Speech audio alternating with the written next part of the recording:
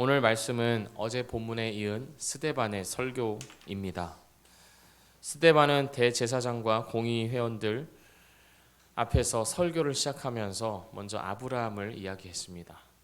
하나님께서 아브라함에게 나타나시고 아브라함에게 땅과 후손의 약속을 주시고 하나님이 이 약속을 기억하시고 붙드셔서 그 후손 이삭과 야곱과 요셉에게까지 이어졌음을 어제 본문에서 이야기하였습니다.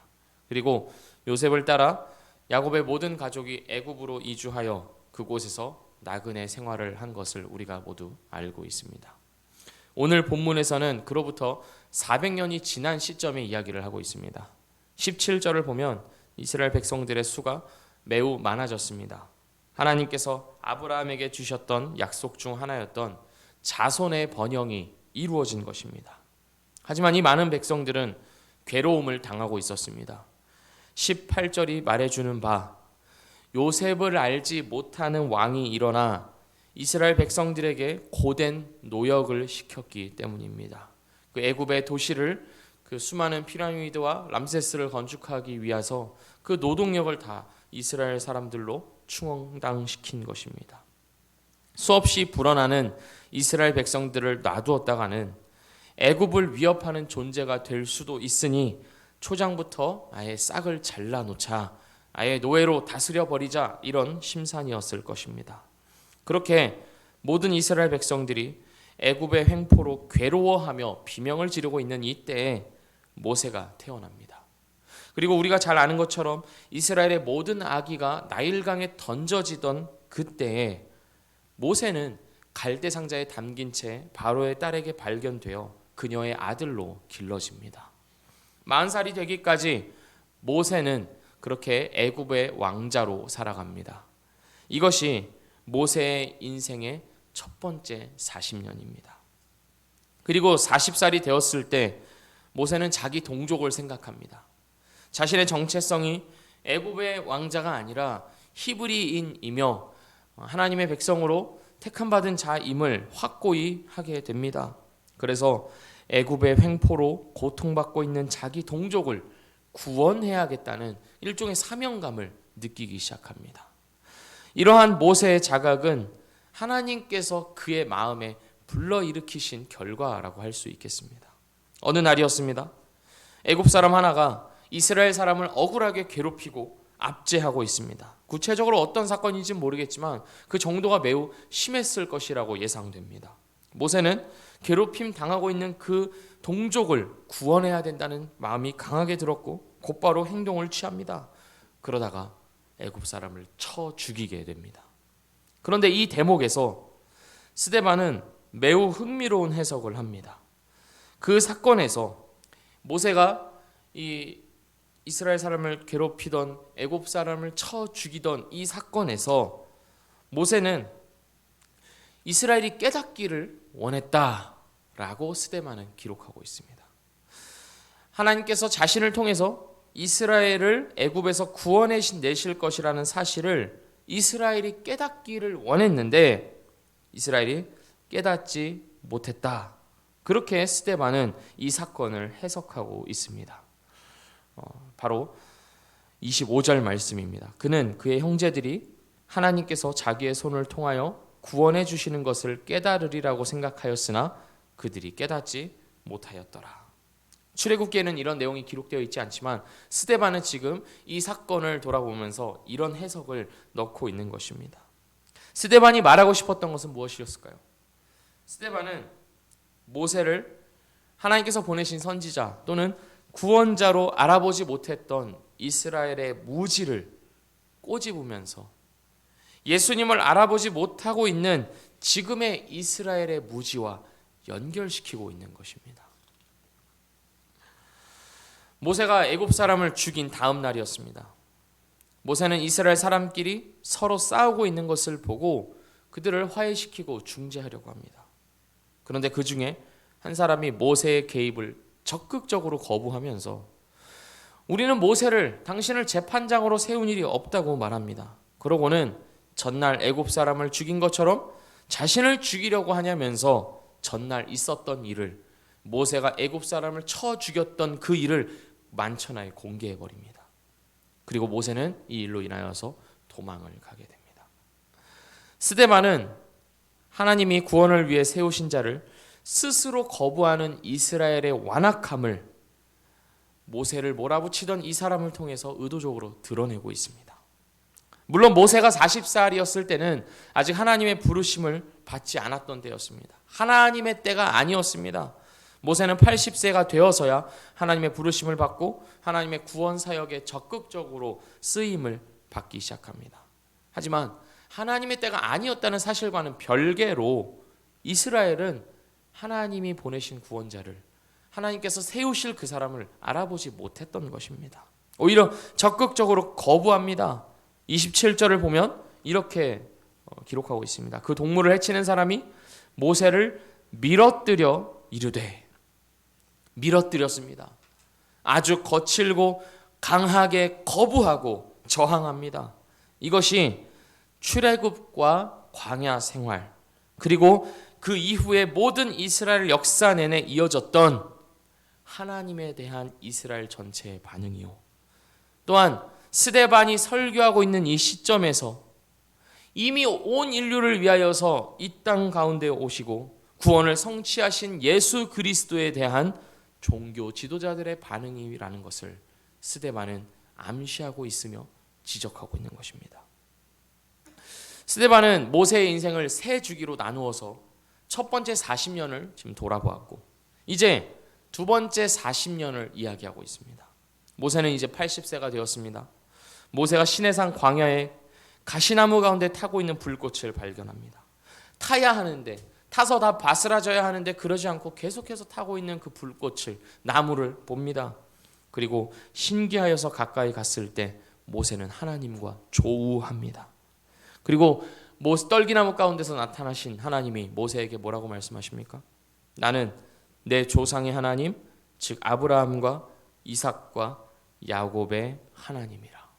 하나님께서 400년도 더 지난 이 시점에 자신을 아브라함과 이삭과 야곱의 하나님이라고 소개하시는 이유는 하나님께서 아브라함에게 약속하셨던 바, 400년 전에 약속하셨던 바, 자손이 번성하는 복과 땅을 차지하는 복과 세상 모든 사람들이 너를 통해서 복을 받게 하겠다는 복을, 그 약속을 여전히 잊지 않으셨으며 그 약속에 따라 이스라엘을 애굽으로부터 구원하시고 인도하시리라는 의지가 담겨있는 표현으로서 사용되고 있습니다. 나는 아브라함과 이삭과 야곱의 하나님이다.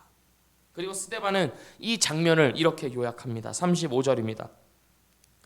그들의 말이 누가 너를 관리와 재판장으로 세웠느냐 하며 거절하던 그 모세를 하나님은 가시나무 떨기 가운데서 보이던 천사의 손으로 관리와 속량하는 자로서 보내셨으니, 조금 전에 27절에서 우리가 함께 보았듯이 이스라엘 동족을 해치던 그 사람이 모세를 밀쳤습니다. 아주 강하게 거칠게 하나님께서 세우셨던 모세를 거부하고 저항했습니다. 그러나 하나님은 바로 그 모세를 통해서 이스라엘을 구원하십니다. 누가 너를 관리와 재판장으로 세웠느냐 하며 거절하던 그 모세입니다. 이스라엘이 출애굽하는 내내 우리를 왜 애굽에서 나오게 했냐며 원망의 대상으로 삼았던 바로 그 모세입니다.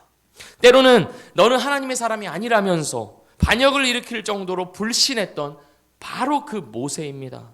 그러나 하나님은 바로 그 모세를 통해서 하나님의 약속하신 구원을 이스라엘 가운데 허락하시고 성취하십니다.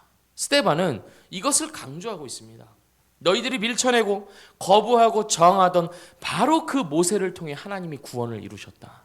스데반은 이스라엘의 선조들이 그랬던 것처럼 이스라엘 사람들이, 특히 종교 지도자들이 하나님께서 보내신 구원자 예수님을 밀쳐내고 저항하고 있음을 이 모세를 통해서 암시하고 있습니다. 지적하고 있습니다.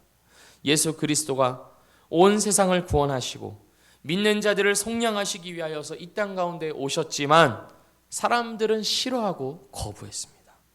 빛이 어둠에 비침에 어둠이 깨닫지 못하더라. 그리스도로 오신 예수님, 구원자로 오신 예수님을 알아보지 못하고 싫어하고 밀어뜨리고 십자가에 매달아 죽이기까지 합니다.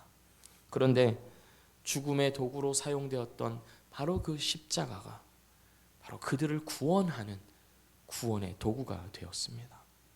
죽음이 생명으로 바뀌었습니다. 이것이 바로 하나님께서 하시는 일이었습니다.